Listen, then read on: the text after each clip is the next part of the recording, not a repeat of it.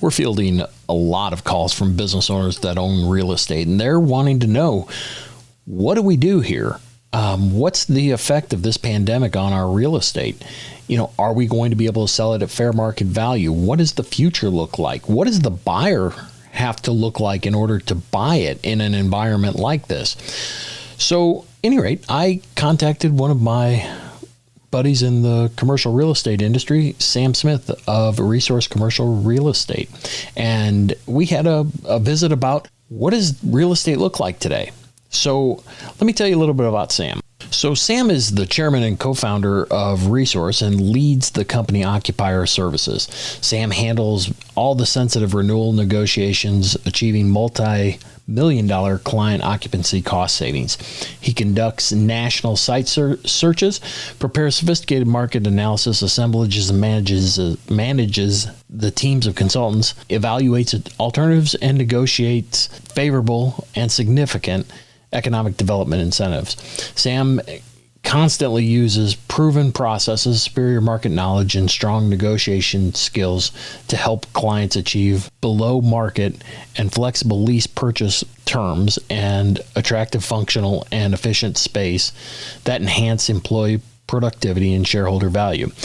All that means is that, you know what, if there's one guy in this community that you go to for commercial real estate, it's Sam.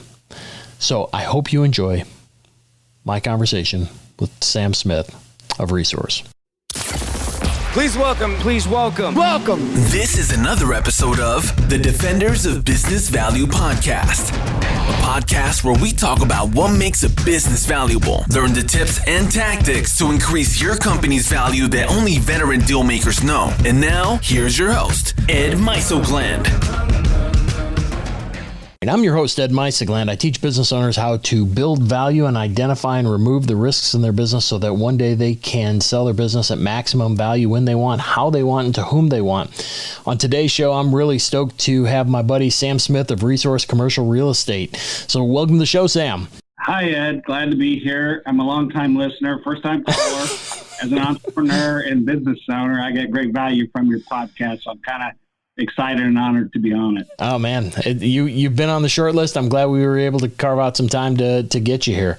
Before you came on, I did just a few opening comments about your background. So can you tell a little bit more about you and Resource and how you're serving business owners? Sure. Well, I'm very fortunate to have a 40-year career doing something that I truly love. I'd like to say it was great planning, but it was a summer internship in September of 81 that turned into a 40-year career. We recently played at my company a game called Cahoots, which is great for team building, and they asked me about my dream job, and I said, Chairman of Resource Commercial Real Estate, Central Indiana's largest locally owned and independent firm. And I like being David and competing with Goliaths in our industry. I enjoy helping clients get what they need, and I truly enjoy helping employees grow and excel, which are two of our core values. I am, and we are, essentially management consultants for our clients, much like you. We really try to understand the client's core business drivers and challenges, and then use real estate to help enable, enhance, accelerate their business. Sometimes that means creating better access to the right labor pool or proximity to customers. For others, it might be more efficient space to enhance employee productivity. The key question today is how much space do they really need and where? Another question is cost, which is becoming more of an issue today because of the recession. A greater need today also is lease purchase flexibility, as this is a very dynamic business environment, and COVID makes these decisions even more critical right. To the overall success of the enterprise. So this is the only job you've ever had? The only thing you've ever done? Well, no. I started when I was young, delivering paper Sure. paper routes and mowing lawns and, shoveling snow and raking leaves and sure. working in a garden. The garden just sounds pretty simple, but I had to plow the field in the garden. We had tomato plants that were taller than the house. We needed 2x4s. This is not Paul Bunyan. Yeah. I've had a lot of jobs over the years as Sure. a kid, but my first real job was working at what was then Coldwell Banker Commercial, now CBRE. Nice. Well, I don't know if I ever told you, this job that I'm in, it's the only one I've ever had too. So I'm with you. You couldn't find out work either, huh? Right. Right. So you've got like me, you've got a slew of initials after your last name. What do all of those initials mean?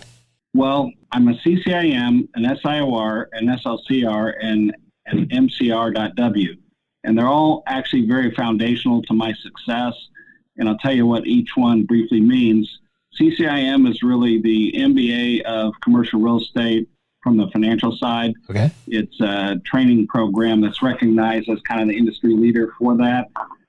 SIOR is the industry leader for, I would say, doing deals for office and industrial brokers. And you have to have a certain level of experience to achieve both of those. The SLCR and MCR.W are designations and a certificate through the Cornet Global, which is a corporate real estate organization, the largest in the industry. And those are really, they all mean is that I'm a student of the industry. I believe in lifelong learning, and it's part of our company DNA. To be the market leader helps to be the thought leader. To do that, one must train extensively. It's just like athletes. It takes 10,000 hours to become a master at anything. And most overnight successes, as you know, have years of experience and training behind them. My goal is that all of our advisors have at least one industry designation, ideally two or more. And that's why I recently hired David Bickle to head up our training and coaching. He's a CCIM instructor and a Massimo coach, which are two of the industry leaders in those fields. And we invest very heavily in training for our people so they can better serve clients.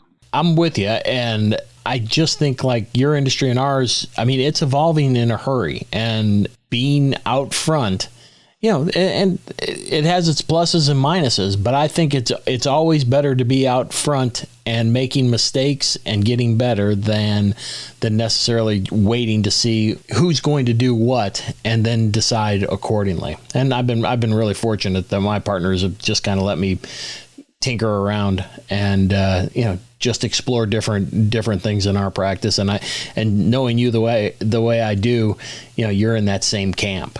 Yes, very much so. Yeah. So let's move over to the pandemic. I mean, and that's why I was saying at the very beginning on your introduction. I mean, we're getting all kinds of calls with business owners on this pandemic and the real estate and what am I supposed to do? So I guess the first thing is, the people that have the capital, how are they approaching real estate deals during this time?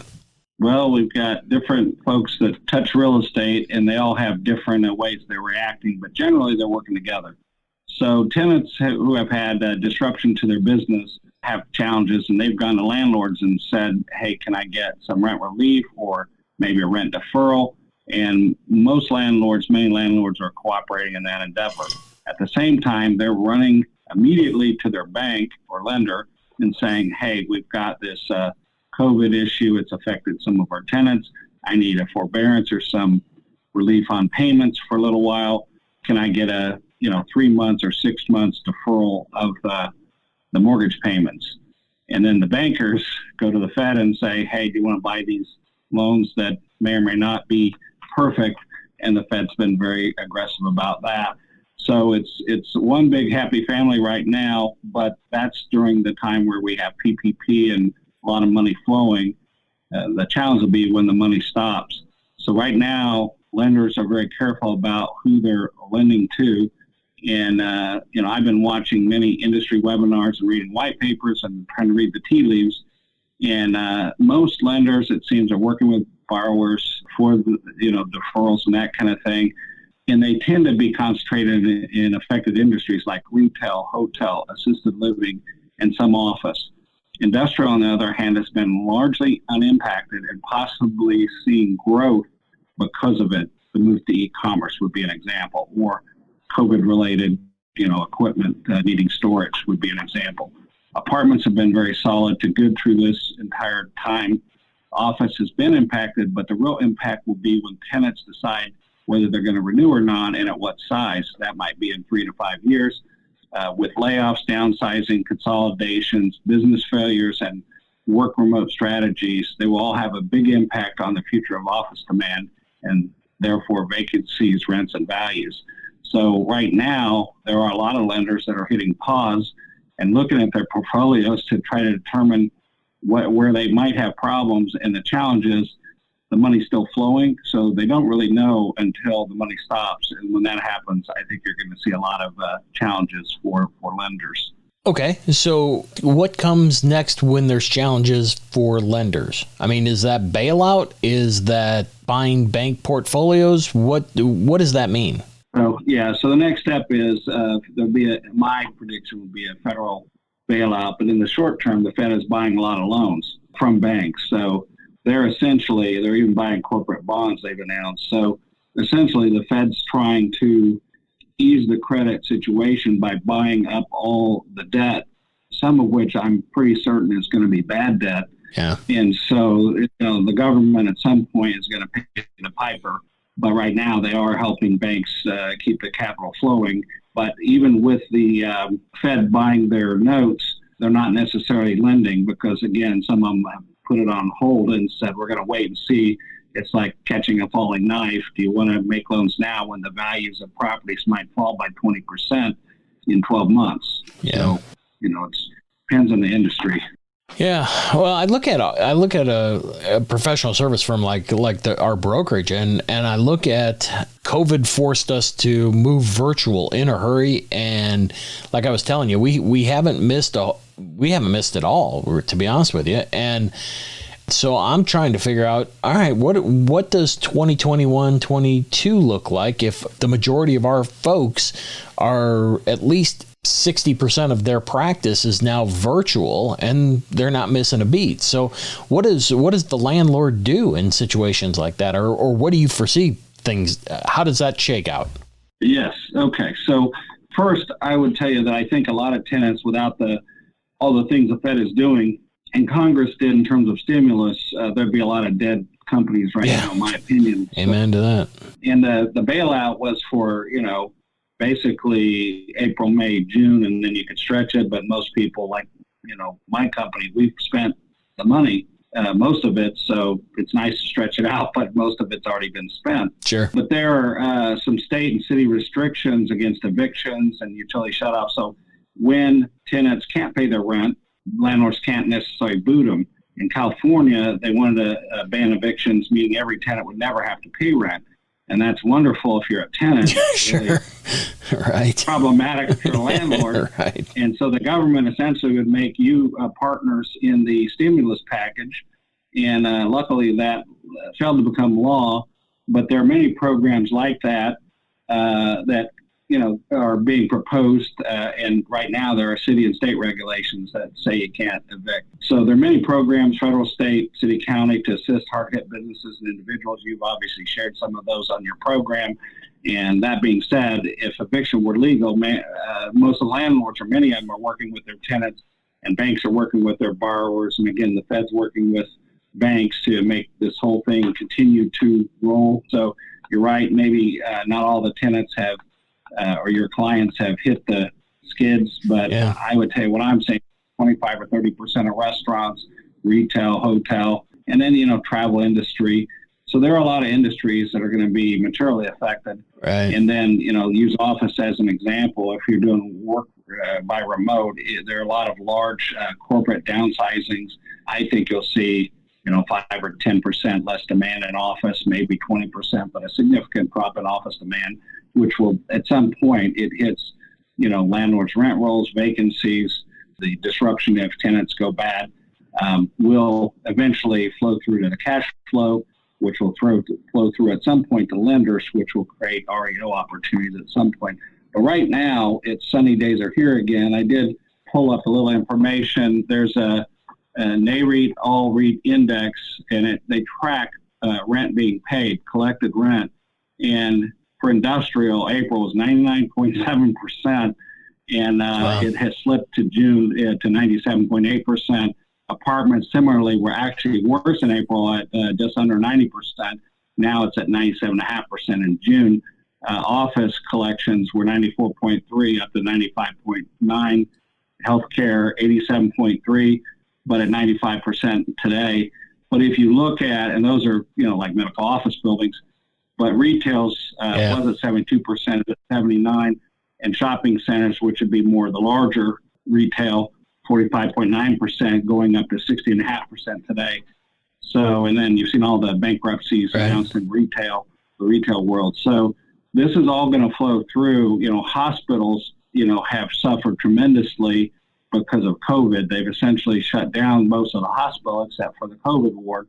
So all the revenue streams that they would have from elective surgery and other things, they've lost that. So these things will all flow through the economy. It affects GDP. It affects consumer spending. With this situation where people see a recession, they save money so that, they're prepared for a rainy day kind of situation.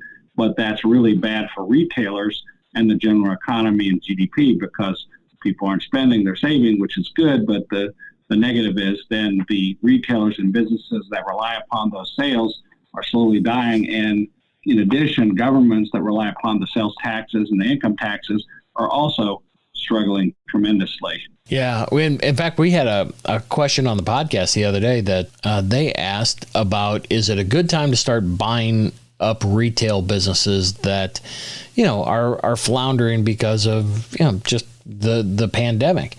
And my position was, you know what? If you're fighting that Amazon gorilla, and if you don't have a novel product, I'm not certain you want to be playing in retail. That's a tough road to plow. And I'm looking at the table you were saying. I mean, they're only collecting 80%, and I gotta believe that the margins are just continue to erode. The profit margins, that is, just continue to erode in just about every retail sector, isn't it? Yeah, that's correct. And so I think what you're going to see is winners and losers. So there'll be some new concepts that'll fill in some of the retail, like a mall is going to have a bigger entertainment component. There will be it's just the world's going to be different in retail. And there will be a lot of, creative reuse of retail. Could be office, could be some other, there was just announced a recent co-working deal in a mall here locally. And I did see that. Yeah, I think you're going to see a lot of creative use of larger mall space. Lafayette Square is, targeted to be knocked down and become an industrial park. So the world is changing. Yeah. E-commerce is growing. Traditional retail is shrinking. So you better have a good concept. My concern with the whole thing, when you look at across not just retail but the other sectors, is what's going to happen in November, December, January when the relief runs out. What will collections look like for landlords? I believe that PPP and other stimulus programs are temporary Band-Aids, potentially masking a bigger issue that could manifest after the stimulus stops. The biggest issue I see is how to get 30 or 40 million people back to work. And those new jobs may be in new industries requiring new skills and training. My forecast is probably a little less rosy than what most would say. I prefer to say that I'm more realistic, but I see a U-shaped recovery, not a V. Right. Me I too. see a longer recession, 3 to 6 years. I see more government intervention in banking and lending, and maybe a jobs program or two. And for real estate, that means a lot more REO property and potential discounted, distressed investment opportunities for buyers. So there's always a silver lining, unfortunately, because of the distress of others. Yeah, what does REO stand for?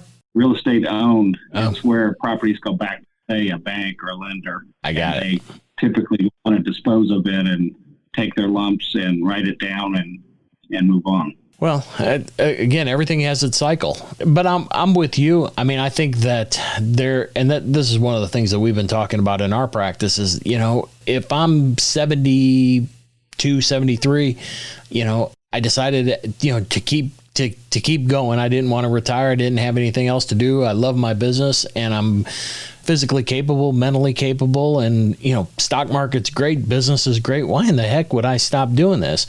I think this whole pandemic and then the subsequent recession that I believe we've got coming, I think that's going to take the wind out of the sails of a lot of business owners, and I think that we'll see a lot of businesses come up for sale, and that's a good thing, because I believe that when there's a situation like that, there are a lot of employees that have been displaced, and it's a a great time to buy companies. And that's what we're seeing. And to be honest with you, what we're anticipating, that we'll see a lot of that, because there's just, if you look after wars and recessions, it's a great time to be buying companies. And with any luck, and this segues into my next question, if the access to capital improves through the SBA and the other channels, this will be a real good time for buyers to either get into business for themselves or expand their business.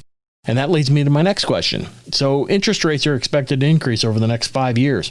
So tell me, what does that do to buyers, sellers, and investors that you guys represent? Well, advice would be refinance now, buy now, because the money's cheap. Right now, banks and lenders are borrowing massive amounts of money from the Fed at 0% and loaning it out for a handsome profit, but it's still historically low rates. They have minimum rates that they require. They're not loaning it out at 0%. So they have a solid profit. I wish they were. Long-term and short-term interest rates will increase, and we'll have inflationary pressures when this is all over. The Fed's printing money at historic rates. Eventually, we'll have to pay the piper. That will mean higher taxes to pay down the debt. When the Fed stops printing money like a drunken sailor, credit will become tight, or tighter, I should say, maybe not tight, but it will impact commercial real estate. Cash will be king. Those with clean balance sheets and lots of cash will be able to make hay. And I think that probably applies to your business as well. It does. If you're in a position to buy businesses, what an opportunistic time. Well, yeah. And rumor has it that, like for us, the SBA is talking about increasing their cap from 5 million to 10 million. And you start looking at that. I mean, that's a business that's probably doing $20-25 million. I mean, those are big numbers. So yeah, we're looking forward to that. Hopefully that'll get passed. But again, like you, I mean, this is all about risk, and we're trying to. It takes time to come out of this to see what the ramifications were, especially if you've been negatively impacted by COVID. You may be able to recoup, but it's going to take time to do that. And buyers just don't want, if you want to sell, we got to come up with some sort of risk mitigation for the buyer in order to facilitate that sale. And that's the tough part. So hopefully the SBA and the Nagel and the folks that are in that space, they're recognizing that, what we've got to do on our end to, transfer that business and that real estate to the next buyer.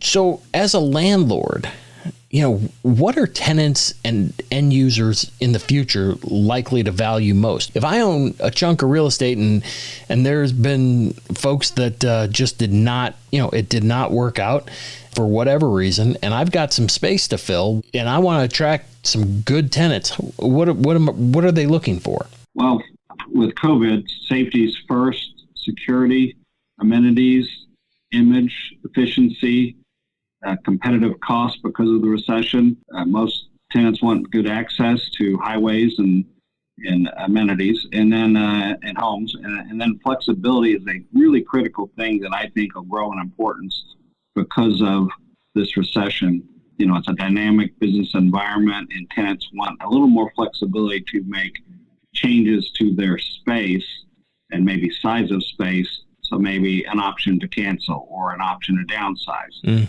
or a shorter term lease, things that can give them flexibility for their business whose needs may change over time. Based on that list, I mean, isn't that what is new? Isn't this kind of like the standard list that in good times and in bad, or is there something new that's on here? Yeah. So here are the nuances. So safety is more critical today than before, obviously. And then cost because of recession is more critical. In a growing market, we kind of had a booming economy for, really a 11-year recovery or 12 years, whatever it was. Now people are very focused on cost. Cost is critical. If you don't manage your costs, you might be out of business. So it's now a driver in the backseat. Now they're not talking about growth, they're talking about cutting back. So flexibility, again, landlords who put in tenant improvements and spend big money to build out spaces that are, cost a little more because of cost of construction would like a long-term lease. Tenants would like to have a lease like a hotel where they could get out every other night. So it's that battle. But I think landlords and tenants tenants need more flexibility today because the world is changing. I mean, if you track, COVID and what's happening in the recession, and, it changes daily. Yeah. And so being able to change is, I think, going to be a lot more critical going forward. And your amenities will be different. We have, I'm in an office park where they have nice amenities, but they've all been closed for forever. And the restaurant won't reopen yet. Yeah, but they're going to put food trucks out there, and the gym's going to be at 50%, and the conference rooms, I don't even know if they're available. But, so what people want will change. What I don't think they want is, a New York City tower where you're 100 stories up and you've got to wait in an elevator for 2 hours, the elevator line to go up because you got up to at a time or whatever. So, I think it's going to change where people put office space and not just office, but, locate real estate. And I think you'll see that good for middle America and maybe a little more distributed workforce. When you found out you could work anywhere and you're sitting in San Francisco, living in a shoebox, paying 3 times, 4 times what it costs to live in Indianapolis, could you do your same job in Indianapolis? We may not have all the amenities that San Francisco has, but you can live like a king for the same amount of money they're being paid in San Francisco. Right. Yeah. I mean, I will tell you, it is the big equalizer in that respect that, you can, regardless of the job that you hold, I mean, the world just got real small and we're all seeing it. And that's, to me, that's exciting. I mean, as crappy as this whole COVID and thing is, it's been pretty fascinating to see some of the transformations, not only from employees there, like you were referencing the person in San Francisco, and we'll talk about it in a minute about pivoting. Like I said, I have found it totally fascinating. So one of the questions I had was, what's the biggest threat to your practice in this post-crisis environment? What are you guys doing? Right. Good question. The biggest threat to entrepreneurial firms like ours, maybe like yours, is getting squeezed by recessionary pressures on one end. And then in our industry, we have mammoth competitors. They're all multi-billion-dollar companies, global in nature. So we generally compete against giants. We don't have as many local competitors. There are a few, but it's us against the world and the world's best. And so our answer, which is counterintuitive, is to grow and continue to lead as opposed to shrinking. We have a lot of competitors in industries, not necessarily just real estate, that the answer is batten down the hatches and wait for this to blow over. And we're adding talent that suddenly has become available. We're investing heavily in training tools, technology to better serve clients. We're staying ahead of competition by investing in at a time when a lot of people are cutting back, cutting people and cutting corners. We see a huge opportunity where others maybe see fear or are afraid to tread. It's like, do you run from the fight in the storm or do you run to it? I've seen that Marine commercial, I think.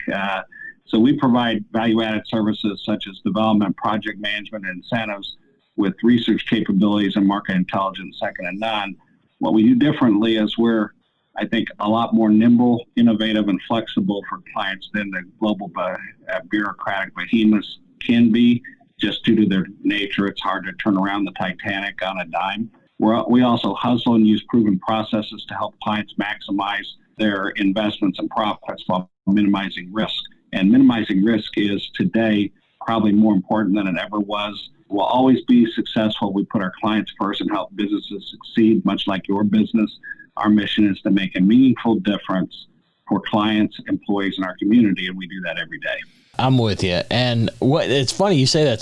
So what I did was, and the millennials in our firm hadn't seen the movie. Did you ever see Days of Thunder with Tom Cruise? Oh, yes. I gave the analogy, it's like the entire world goes on yellow and we're coming out of the pits with the hammer down. And I'm telling you, we were hammered down and we still are doing all kinds of things that when the flag goes to green, we're at full speed. And like I said, that I'm with you, as far as doing some of the more innovative and things that others don't do. Yeah, that's a differentiator. And I think, like I said, when we go green, I think there's going to be a lot of people that are going to see, the same thing that you're doing at Resource that we're doing at our shop. So, I mean, which kind of capabilities, relationships, and assets become important post-crisis? Pivoting is the word you just said earlier. It's really a key word. It's really trying to determine, is what we did before appropriate for today, or do we need to morph, change, do something different going forward? Being nimble is very critical. That's why you deal with a lot of entrepreneurial owners, and they're used to, making changes. And the key is, the economy and environment is so dynamic. Being flexible is really critical. Having access to capital for growth is important, because there will be, I think, in your industry as well, huge opportunities for clients. Talent is really what makes our business and industry go. So that's really the most critical thing. It's the people. We've been focused on adding the right people, fit our collaborative culture, and who believe in personal and professional development to become the best, advisor or service provider possible. We also focus on diversity. We value the entrepreneurial spirit that America was built on. Our big global competitors, I would respectfully say that they're, much like the U.S. government, they're very large, but they tend not to be as flexible and entrepreneurial. And that spirit is now needed more than ever to grow our way out of this mess. So we need entrepreneurs, business owners to add jobs and to grow. Yeah. So one of the things that we bump into all the time is the business owner that owns their real estate. So we've got the business and we've got the real estate. And the question becomes, in this environment, which is better? Is it better to hold the real estate and lease back to the buyer with an option to buy, or is it better to sell outright? What do you think? That's a good question. So it's a little loaded. The answer is it depends. We have to ask the client a lot of questions. That's a cheap way out. But, right. Sorry. But we ask a lot of questions and then do a pretty sophisticated analysis of owning versus leasing. And there are many soft issues behind the numbers. It can be a great way for a seller to double down on the sale of business by maintaining a nice cash flow from the firm they are selling. So not only do they get the cash from the sale, but they also get this income stream going forward. And of course, they still own the asset on a reversion down the road. So maybe they sell it to them down the road, as an example. So we have several experts on sale leasebacks and structuring such things. And we'd get in, we'd have to ask them a lot of questions. So every owner has different goals, and the goals really drive whether it makes sense or not, and what their alternatives are for investing those dollars. Yeah. Well, I'll tell you, from our end, normally we need the real estate to serve as collateral, because there's just not enough collateral in the business. And if the bank can get their little hands on it, they're going to clamp down on it. And so it always seems to be, no matter what, that the business owner ends up having to sell the real estate. And I don't see any way around it. But boy, I think if there's enough tangible assets and enough collateral and the business is operating well, yeah, boy, it makes sense. Having that income stream, for a prolonged period of time is a really good spot, especially for a retiring business owner. But if it's needed to sell the business, I say keep the real estate or sell, Yeah. All right. I need you to take a look at your crystal ball. So what is your forecast in the next few years? Well, I'm going to be Nostradamus here, and I see a extended recession, a Democratic president, higher taxes, more social programs, more regulations on business, a bank bailout, a lot of REO properties becoming available, higher inflation, higher interest rates. And despite all that, so it sounds like I'm really ready to go out and jump off a tall building, but I see huge opportunity for entrepreneurial commercial real estate firms to thrive in this environment. Because of the many challenges our clients face, they're greatly in need of knowledgeable, talented, experienced, innovative, technologically savvy, value-added commercial real estate advisors who offer them creative solutions that help them maximize profits and mitigate risk in this dynamic environment. So we are pivoting our business to capitalize on that. It's been said, one man's trash is another man's treasure, John Adams said every problem is an opportunity in disguise, and we really believe that. So we're looking at REO, blend and extends, lease restructurings, consolidation, subleases, helping out lenders, borrowers, tenants, business owners survive and prosper. There'll be a lot of opportunities to profit from those challenging situations for a competent advisor. Well, there was a lot there. Oh my gosh. So yeah, I don't know. I not that I disagree with you. I just, for the first time in my life, you just sit there and you're just like, oh my gosh, which way is this world going to go? And you have no idea. I mean, our current president continues to, shoot himself in the foot regularly. And you look at, how are we going to be let out of this, and who and how? And when we start looking at I don't want to say the alternatives, but I think you're right with the recession. I think you're probably right with the Democratic president. I hope you're not right on the higher taxes, but I think you are.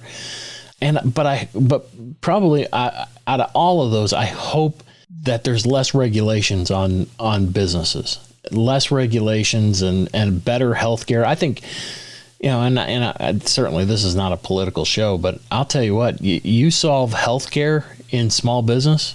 I mean, that's a real big issue that makes a lot of problems go away. Well, you're a business owner. I mean, you know the drill on. I write the checks. I know exactly what you're talking about. Yeah. Yep. So you solve that problem, and there's a lot of it cascades. A lot of the problems go away. One of the things I wanted to ask you, and I probably should have asked you sooner, but at Resource, you guys do more than just the sale and buying and selling of commercial real estate. There's a whole slew of other services that you do, right? Yes. So an example would be we provide development services, construction oversight, project management. We do, the asset resolutions. We stabilize properties, obviously acquire, dispose of properties, property management, capital markets. We do a lot of work in that area, investment, property sales. And then we do what's called corporate real estate or corporate solutions, where we help companies across geography with their real estate acquisitions and dispositions. We can provide lease administration services. We have a separate group that does incentive procurement, also site selection, labor analytics. So it's a pretty broad array of services that we provide clients. And we're now getting into the development business as well. And so we can kind of help clients from cradle to grave, depending upon what their needs are. We just try to wrap services to help them make their life easy and achieve their goals. Yeah. Well, is there an avatar? I mean, do you have a particular, this is what our client, our typical client looks like? What does that look like? Yeah. A typical client would be a business owner, a business leader, typically would be, 10 plus employees, ideally 100 plus employees, but we do a lot of work with small businesses and help them grow. So we provide a basket of services to a client that generally doesn't have the in-house resources.